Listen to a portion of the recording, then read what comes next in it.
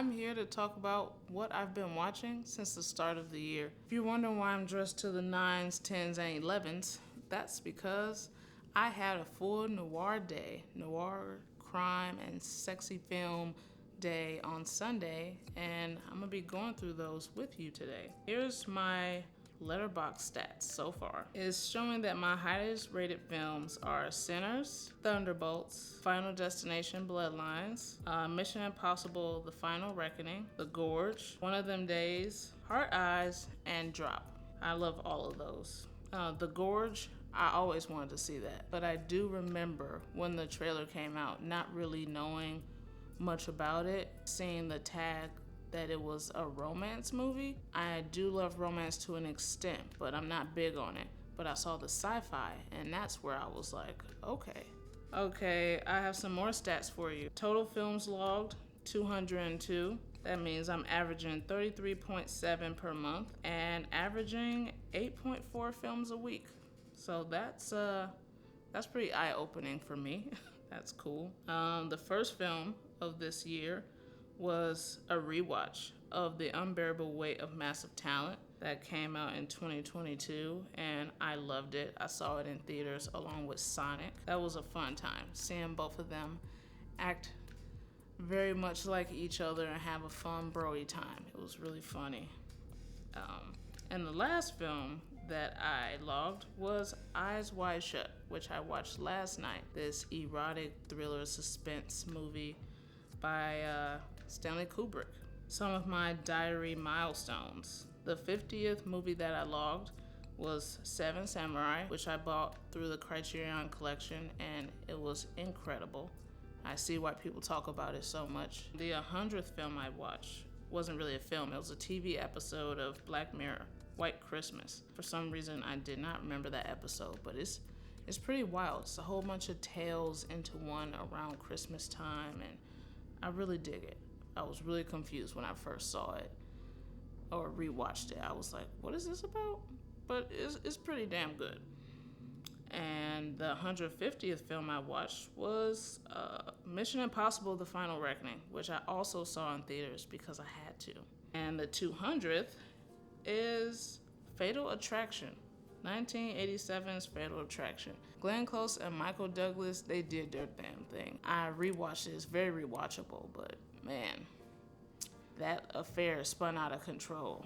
Glenn Close was a crazy bitch. My most watched so far is Wicked and Sinners. And it's probably going to be like that for the rest of the year, to be honest, because they're both incredible and cinematic masterpieces, both musicals in their own right. The music of Wicked is mind-blowingly good and emotional, and they picked two singers who have such great chemistry with each other. I've always been a lover of musicals, but the right musical is the one that gets multiple rewatches from me. So yeah, Wicked is damn good. Sinners brings explosiveness to its story because the music matters with the characters. The blues, the hip-hop elements, the culture of music, the folk tones of Irish music, all of it blends together for a larger appreciation of music than I ever had. And I love music, but there were so many other parts about musical history and culture that I found out about. So that was good. And I've watched each one of those 3 times each. So it's probably going to be more. It's going to be more. Most watched genre so far this year, shocking to me, thrillers. 92 thrillers. Horror movies, 84. Dramas, 76. Mystery, 44. Action, 43. A lot of these blend into the same movie, but that's cool anyway. Crime, 36. Sci-fi, 35. I would like to up that. I love sci-fi. Comedy, 34. Romance, 19. That's pretty accurate. And fantasy, 17. Romance and fantasy, I could watch more of those. I think so. I mean, they both send me into a crying fit. But as far as region of movies I watch, 146 have been U.S. films. 22 have been UK. 16 have been French. 12 have been from South Korea. I've really been racking up the South Korean movies. 12 have been from Canada. 11 from Germany. 11 from Japan. Okay, yeah, that's about right. 7 from Hong Kong. I've been trying to get into more Hong Kong films, especially action. 7 from Sweden and 7 from Denmark. Okay, as far as the primary languages that I watch in films, I have 162 in English, 9 in Korean, 8 in Japanese, 6 in Cantonese, 4 in French, 3 in Indonesian, 2 in Italian, and they were probably giallo films, 2 in Spanish, 1 in Hungarian. What did I watch in Hungarian? One in Danish. Can't remember what I watched that was Danish. Themes and nano genres. I got twisted, dark, psychological thriller. That fits. That fits what I love. And then we got horror, the undead, and monster classics. 41 films for that one. Terrifying, haunted, and supernatural horror. 39 films for that one. And intense violence and sexual transgression. 22 films for that one. Gruesome horror and slasher horror. 21 films. I feel like I haven't watched many slashers this year, but yeah. Humanity and the World Around Us, about 19 films. Rude humor and satire, 16. Epic Heroes, 13 films. Most of those were probably Avenger films. Yep. We got thrillers and murder mysteries, because I love to be enthralled by something that's going on, who did it and why they did it. But yeah, I love that. Intriguing and suspenseful murder mysteries. So yeah, that's where my noir day it was the best, because I needed that in my life. Most watched actors. We have Mark Ruffalo, Paul Bettany, Robert Downey Jr., Stellan Skarsgård, who is in a crazy amount of movies. I feel like I've always known who Stellan Skarsgård is, whether it be a foreign movie or a superhero movie or some random thriller mystery. Stellan is there. Nicole Kidman. Pretty sure she's the most watched woman actor on this list. Yeah. Nicole is actually tied. Nicole Kidman and Michelle Yeoh. Love both of them. Don Cheadle, Chris Evans, Scarlett Johansson, and Elizabeth Olsen. That sounds right. Mostly from Marvel movies. Oh, hell, wow. We got a lot of Anthony Mackie, mostly from Marvel, Chris Hemsworth, Juliette Lewis, and J.K. Simmons. And because of my noir crime day, 3 films from Glenn Close. That's crazy. I didn't expect it to end up that way, but it did. She's a cool actress, so yeah. We got Michael Douglas, Mickey Rourke, William Hurt, yep, and Richard Jenkins, Jake Gyllenhaal, Tilda Swinton, love her weird self, Angela Bassett, Idris Elba, Samuel Jackson, and Jeremy Renner. Most of these are going to be from Marvel, and I'm not mad about it, honestly. Most watched directors. Bong Joon-ho, 5 films. That's crazy. Lars von Trier, 4 films. Ari Aster, 3. Jean Colette Sierra, 2 films. And those 2 films were Orphan and The Woman in the Yard. And John M. Chu, Gareth Evans, Osgood Perkins, Josh Whedon, Joe Russo, and Anthony Russo. Marcus Nespiel, Catherine Bigelow. Oh, I love me some Catherine Bigelow. Movies I watched from her was Blue Steel and Strange Days. Sadly, Strange Days is either off of Criterion right now, but that needs a release. It's underrated for sure. More people need to see it. It's so cool.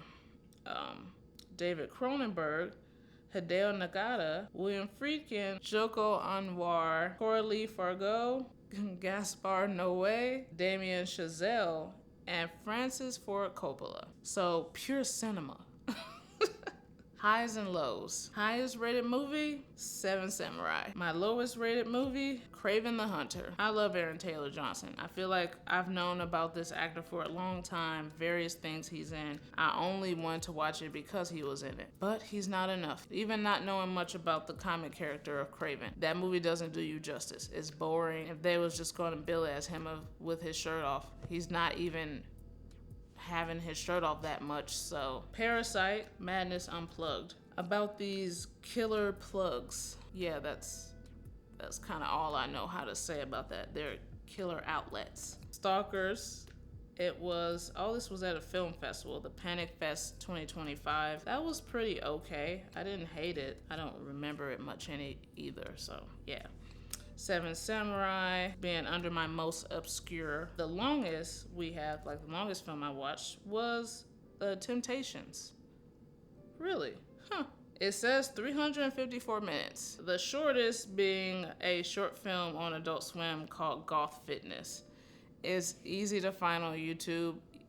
It's so funny. Yeah, you should watch it. It's a whole bunch of a perfect couple plan to make their dark magic and sacrifice work through fitness. Yeah, that's weird, but I liked it, and I gave it 5 stars. So yeah, that's my stats for everything I've watched in 2025. I gotta tell you, I'm happy with that. It's very weird, it's all obscure, some of it's normal-ish, but I pride myself on how different the things that I watch, because I think that's where the education of film can come from, the diversity of it all. If you can, you should try to just diversify too. But yeah, let me know what you liked and what I talked about. I'll have these videos more often. So like, subscribe. I'll see you next time. Actually, I forgot the whole reason we're here. The whole reason I'm dressed like some seductress is because of the Noir films I watched. I gotta let you know about those. So I'll let you know. On Sunday, June 15th, I just really wanted a really cool, really sleek and sexy noir day of movies. 1996's Bound. That is an erotic suspense drama. It's a really good one. It's directed by the Wachowskis. It has the beautiful Gina Gershon and Jennifer Tilly. And although it's a sexy movie, I didn't know it was considered to be good. Next, we have The Last Seduction. That lady sucked. I don't know why the guy was interested in her, but yeah, it's definitely one of those noir movies where the woman's just hot and she's doing a whole bunch of craziness to get what she wants. So, 1994, nothing quite hits like noirs of the 90s. Body Double. Brian De Palma I love Brian De Palma, but he was a weird one for that. It's not a bad movie. It's just nothing that I was expecting. Body Heat of 1981. William Hurt. Body Heat is a crazy movie because they got the backdrop of a heat wave in Florida and this seductress of this guy. Everything seems to happen so randomly for him. But is it? Is it though? Next we have Jagged Edge of 1985. This one I had never heard of, like some of the other ones. Glenn Close is in it, and it's a really good one. Glenn Close is the lawyer, and seeing a professional person make such dumb and irresponsible mistakes it's hard. It's a hard watch in that way, but in other ways you really love the mystery and seeing how this unfolds, because you got a guy that she's defending and he is manipulative, but you're like, did he do this crime or didn't he? And that's where the real the urge to know more about it comes from. Who is this guy and did he do it? And next we have a classic, 1987's Fatal Attraction. Glenn Close. Whew. She really played this character. She got crazy. She got wild. Michael Douglas, being the cool man that he is in so many of these movies, and I love that. He just chose some bad decisions to make in that movie. Glenn Close is actually a really cool, seems like she's a really cool and level smoke show in that movie until she gets unbearably crazy. Like, missing some screws. That's why, I mean, he regretted that affair. But if you've never seen it, it's the one to see. But, yeah. I'm done.